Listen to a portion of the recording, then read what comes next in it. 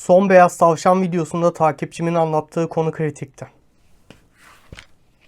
Konuyu ben devralıyorum. Günümüzde yapay zeka kontrol edilemeyecek bir hızla ilerledi. Nasıl kullanacağını anlattığım videodan sonra bile çok şey değişti. Yapay zeka ile görsel üretme, ses kopyalama, video üretme çok ileri seviyelerde. Bu teknolojinin dolandırıcılar tarafından nasıl kullanıldığı ise gerçekten dehşet verici. Yapay zeka dünyayı ele geçirir mi bu tartışılır, fakat şu an bireysel olarak senin için daha kritik bir nokta olan paranın cebinde tutmaktan bahsedeceğim. Telefonun çaldı ve önünde bilmediğin bir numara var. Telefonu açtın. Bir baktım ben aramışım. Sana hal hatır soruyorum ve bir uygulama indirmeni ya da daha kötüsü zor durumda olup banka hesabıma para yatırmanı istiyorum. Eğer gerçekten benim sesime güvenip de o parayı yatırırsan dolandırıldığın demektir. Çünkü ses klonlama diye bir teknoloji var. Herhangi birinin sesini alıp yapay zeka ile o kişinin sesinden bir şey dedirtebiliyorlar. Bunun için kısa bir ses örneğine ihtiyaçları var. Sesin klonlanması da şöyle işliyor. Telefonun çaldı. Yine bilmediğin bir numara ve açtın. Yabancı biri seni biraz lafa tuttu. Konuşmaya devam ettin ve artık senin sesinde birilerini arayabilirler. Bunun en somut örneğini bu videoyu İngilizce dublajla izleyenler görebiliyor. YouTube otomatik dublaj için ses klonlama özelliği getirmiş. Kanalı izleyen kitlenin konuştuğu diğer 12 dilde maalesef yok. Henüz benim kontrolümde değil. Her neyse, orijinal dilde izleyenler için de bir örnek bırakayım. Şimdi göstereceğim video ses klonlama ile yaptığım Rusça bir video. Стой. Система следит за нами. Ты тоже это чувствуешь? Что-то не так. Но все нормально. Но действительно ли это нормально? Нет. Это то, чего от нас хочет система. Ne kadar gerçek gibi duruyor değil mi? Bunu nasıl ayırt edeceksin sorusunun cevabı ise tonlama. Yapay zeka henüz tonlamayı yeterince iyi taklit edemiyor ve bir yapaylık hissi oluşturuyor. Ya da en temiz yöntem bilmediğin numaralara telefonu açma. Teknolojinin her elde olduğu ve kontrol dışında ilerlediği bir çağda yaşıyoruz. Her şey mümkün. Sosyal medyada kaydırıyorsun. Dopamin tavanda ama bir yandan da içini kemiren ekonomik sorunlar var. Tam ne yapacağım diye düşünürken karşına bir reklam çıkıyor. Reklamda oynayan biri bakan, sevdiğin bir ünlü ya da idolün. Sana diyor ki mevcut paranı şuraya yatır ve hiçbir şey yapmana gerek kalmadan zengin ol. Sen de kriptoları, hisse senetlerini duyduğun ve nasıl çalıştığını bilmediğin için mümkün olduğunu düşünüyorsun. Hem de reklamda oynayan kişiye fazlasıyla güveniyorsun. Geçmiş olsun. Dolandırıldın. Deepfake bir videoda kişinin yüzünü tamamen değiştirip istediği kişinin yüzüne çevirebilmeye deniyor. Ses klonlama ile birlikte çalışıyor ve ortaya kusursuza yakın sonuçlar çıkıyor. Ayrıca bu şantaj için de kullanılıyor. Cinsel içerikli videolara basit bir deepfake ile yüzün yerleştirildiği an ellerinde ciddi kozlar barındırıyorlar. Sosyal medyanın en tehlikeli kısımlarından biri de bu. Çünkü fotoğraflarını bulmak gerçekten çok kolay. Ben bunu çok umursamam. Beni bilen biliyor. Fakat sen mümkün olduğunca fotoğraflarını paylaşma.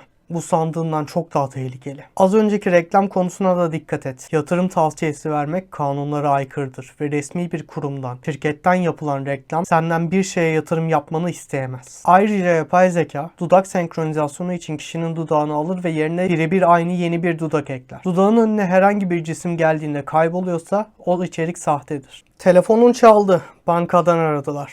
Numara gerçekten bankanın numarası. Güvenlik bahanesiyle senden birkaç bilgi istediler ve yine dolandırıldın. Dolandırıcılar resmi bankaların numaralarını aynen kopyalayıp seni o numara üzerinden arayabiliyor. Bunu internet üzerinden birkaç programla yapıyorlar. İkna etmek için arka planda klavye sesleri ve diğer sözde temsilcilerin görüşmeleri olur.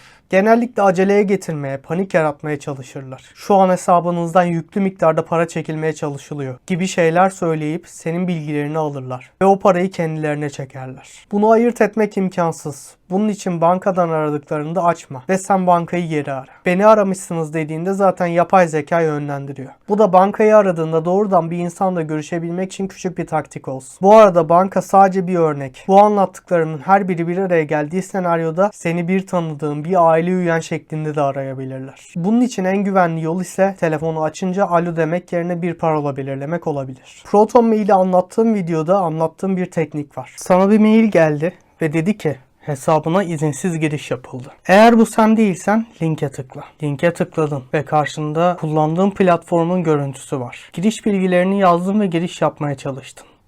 Geçmiş olsun.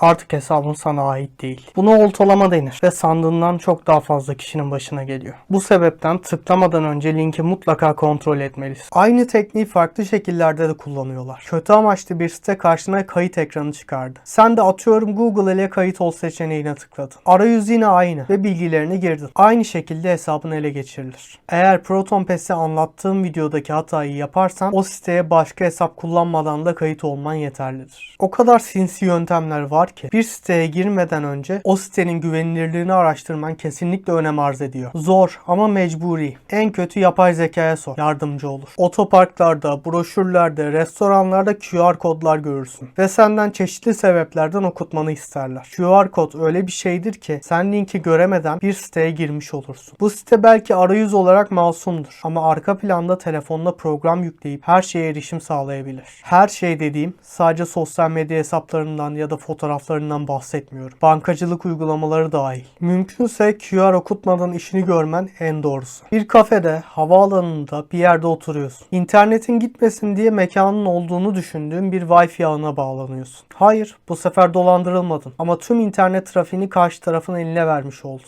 Burada ya VPN kullanacaksın ki sana VPN hakkında bir video yaptım ya da hiç girmeyeceksin. Anlaşıldı, ben o Proton linklerini bu videonun altına da koyuyorum. Bu video artık sponsorlu. Partner programı olduğu için bunu yapma özgürlüğüm var. Serinin ilk 4 bölümünde hepsini teker teker anlattım. Gidip izleyebilirsin. Özet geçmek gerekirse siber güvenliğini zirveye çıkaracak, veri ticaretiyle para kazanan tonla şirketin aksine katiyen veri sızdırmayan uygulamalardan bahsediyorum. Telefonla veya internetle alakalı her türlü yeni taktiği geliştirebilirler. Ben bu videolarda sana ellerindeki teknolojiye dayanarak örnekler söyledim. Ama bunların bir sonu yok. Uyanık ol, panik yapma, bilmediğin numaraları açma, her siteye girme, her Wi-Fi'ye bağlanma, her uygulamayı indirme ve QR kod okutma. Ben Mert Tamtürk. Seni kandırmalarına izin vermeyeceğim.